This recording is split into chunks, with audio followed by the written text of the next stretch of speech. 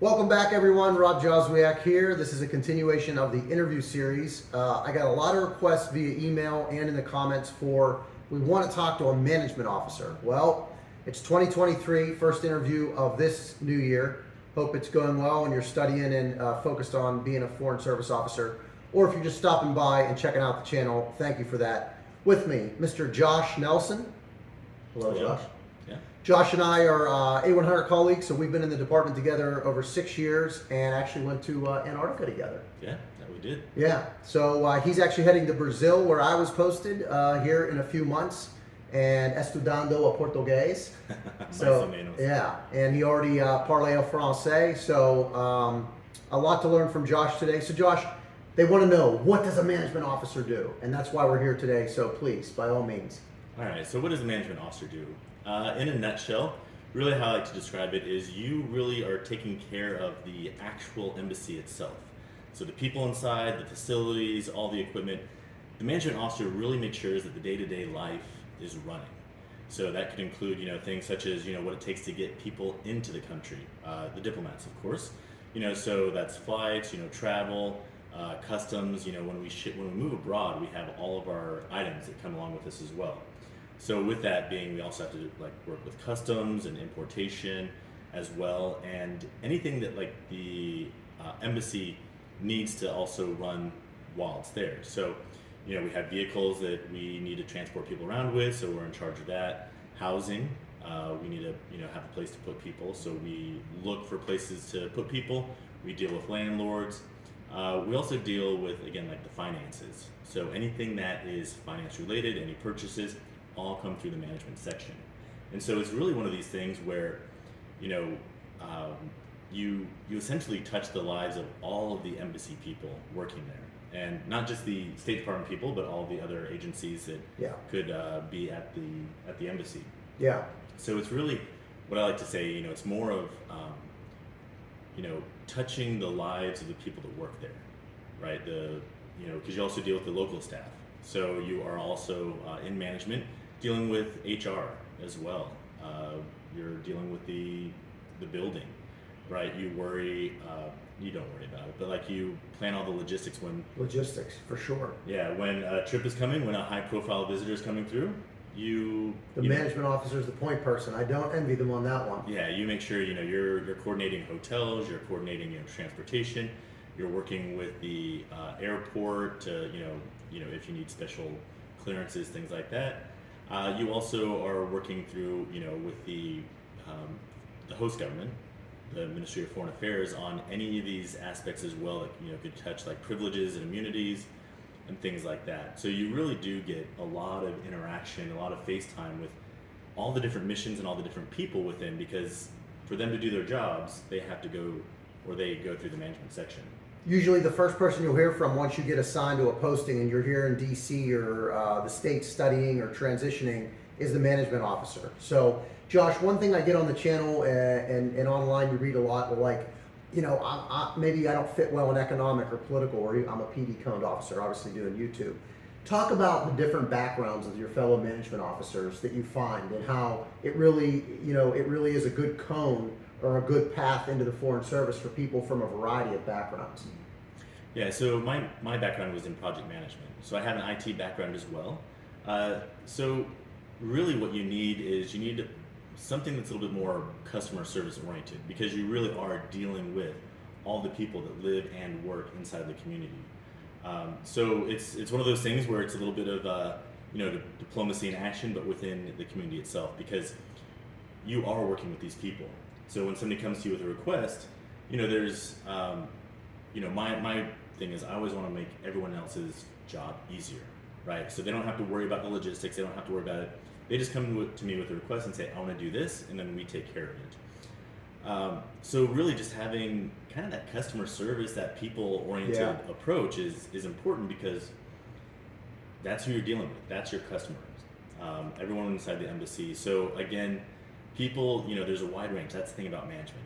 You can have an HR background, right. You can have, I have an IT background, you can have a logistics background, but you can also just have really any type of background where because you end up doing a lot of office work as well, right? You're you're the approver. You have the Yeah. power of the pen. So you know, a lot of requests that come through, you have to sign. You know, it's a lot of signature as well. So, you know, you review all the things that come through, you sign it. So, really having eye for detail as well, kind of just understanding how things work, and being able to kind of figure out how to make processes better. So, process improvement. Right.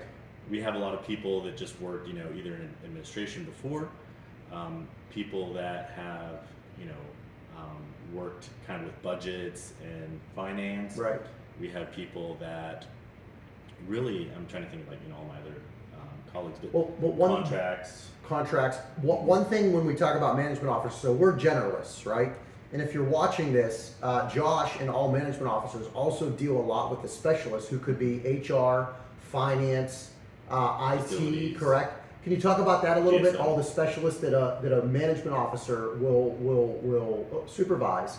But if you don't want to be a generalist, you don't want to be an FSO, you can still apply OBO, you know, like building management. Can Yeah. you talk about those specialists a little bit? Because I don't deal with them the way you deal with them very often. I don't know a lot about that, whereas you do. Yeah, so Rob brings up a very, you know, interesting aspect of management that doesn't really fit into the other cones. You know, you don't see it as much within, you know, PD or Econ, Paul, Or even consular. Yeah. Is that, so there's the specialist track as well. So there's the generalist, which, you know, the idea is that the generalist can plug into any role, right? So you don't have to just stick to that one area. But the specialists, as their name implies, they are hired to do one type of job, a specialist job.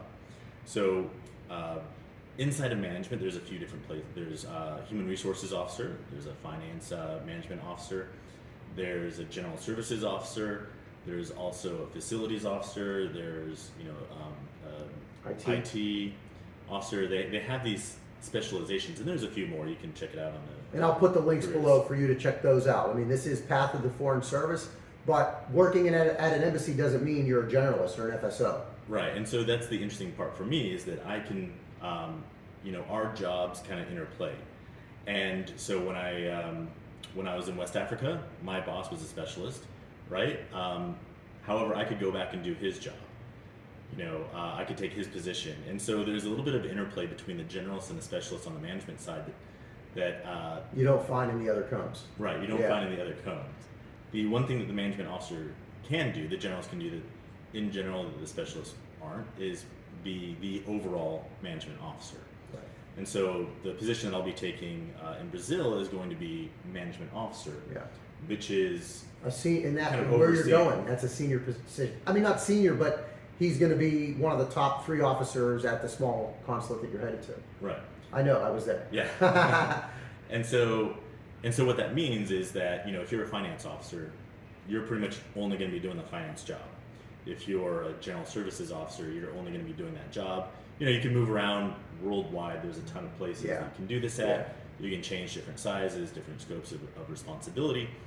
But for me, that's kind of like where the difference lies, is that when I'll be there, I'll be overseeing a few different sections. So there'll be a couple officers that will be working for me that will be managing their sections. But then because it is a smaller place, I'll also be overseeing like such the facilities, the human resources, finance. I'll look over those sections as well. So it's a little bit of difference. But if you also just say, you know, hey, I love finance. Right. You I could just be- want to be a finance officer. Right. Foreign service specialist. And the process is a lot different as Right. well. You don't take the FSOT. No. You go through still orals, but slightly different, you know, tailored for specialists. And now A100's together. The specialists and generalists do Yeah. A100 together. When we came on, the specialists had their own orientation, and the generalists had their own. Now, post COVID, they've combined them. Yeah, and within the management, you know, cone that we talked about, you know, or I guess maybe the umbrella, is, like I said, that really is where, you know, at least from my perspective, we don't really see the difference between the specialist and the generalist because, again, my boss was a specialist. Yeah. The finance person, you know, in one location was a specialist, but somewhere else is a generalist. So there's a lot of interplay between those things. And so if you know that, you know, I want to do one type of job and this is what I like, the specialists are really, they have hard requirements to enter. Yeah. So, you know, you have to have, and it's on the website, you have to have this criteria to apply. Yeah. Background and yes. Whereas with the generals, there's really no Right. clear requirement. You kind of go through the whole process. So the specialist is much more essentially focused and Yeah. tailored, but you're still a foreign service officer. You're living Diplomatic overseas. You're a passports, yeah. specialist. You know, you move around Yeah. all over, and so that's also a good option if you Yep. you know So- want to Because part into that. we'll want to work at an embassy. Perfect segue. We'll end with this. What do you suggest? Someone's debating, I want to be a management officer, FSO, maybe I want to be a finance specialist, HR, whatever. What advice do you give to them, Josh? So I mean, if you just want to live overseas, work in an embassy, I actually applied through both. So I applied to be an IT specialist and a management officer. I went through both processes at the same time, finished them both at the same time, got an offer, got passed both, and so the management officer came up, and so I accepted that one first. But if you want to do this, look into it. If you can pursue as many avenues as you want into the foreign service. And so if this is something that you really want to do, look into it and look into those jobs because you know the possibilities are there. A lot of people don't know about these types of jobs. But if you like working with people inside the embassy, you're working with a lot of the other U.S. officers. You also work with a ton of U.S. Of the local staff as well because you're interacting with them, and you do interact with the Ministry of Foreign Affairs in the host country A you're in as lot. well. Yeah. So there's a lot of just interaction. What I like about it, you know, what I feel about in management, is that you're moving about the embassy a lot. Mm-hmm. You're moving about. You're interacting with people. You're seeing what their needs are. You're helping them out. You touch everything as a management officer. You really do. You don't have, you know, you're not, you know, it's not like the movies where you're going to be going, you know, where you're going to be talking to the president or anything else like that. No. Of, you know, the country, but you are going to be interacting a lot, you know, a lot more on like the back end of things. Cool. Yeah. Thank you very much. Yeah, of course. If you have any questions, comments, put them down below. I'll put Josh's, if you're okay with it, LinkedIn down below as well. And I'm very receptive and responsive to all the questions we get. This has been a popular one by request, by demand. So here it is, and I hope you enjoy it. If you like the channel, you can subscribe. I'm going to do more interviews with different foreign service officers and folks in the foreign service world as the year progresses. I'm back in DC working until at least next year. And yeah, I hope you're doing well. I hope you enjoy the channel. And as always, thank you. Yeah, thanks for having me. Of course, Josh. Yeah.